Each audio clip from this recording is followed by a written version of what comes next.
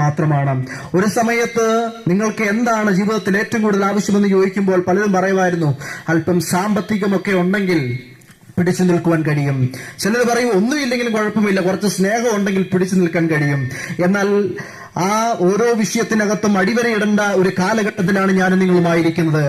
എന്താണെന്ന് ചോദിച്ചാൽ, വളരെയധികം സമ്പന്നനായ ഒരു വ്യക്തി കഴിഞ്ഞ നാളുകളിൽ അദ്ദേഹം എല്ലാമുണ്ട് എങ്കിലും അദ്ദേഹത്തിന് വേണ്ട പോലെ സമാധാനമില്ല എന്നുകൊണ്ട് എന്താ സംഭവിച്ചെന്നറിയാമോ?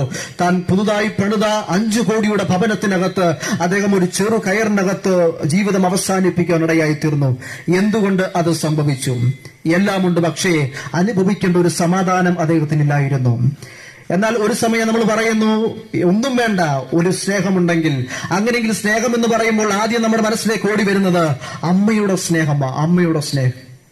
ഈ അമ്മയുടെ സ്നേഹം എന്ന് പറയുമ്പോൾ നമ്മൾ പറയും, ആരുടെയൊക്കെ സ്നേഹം മാറിയാലും പെറ്റ അമ്മ കുഞ്ഞിനെ മറക്കത്തില്ല, പെറ്റ തള്ള കുഞ്ഞിനെ മറക്കത്തില്ല.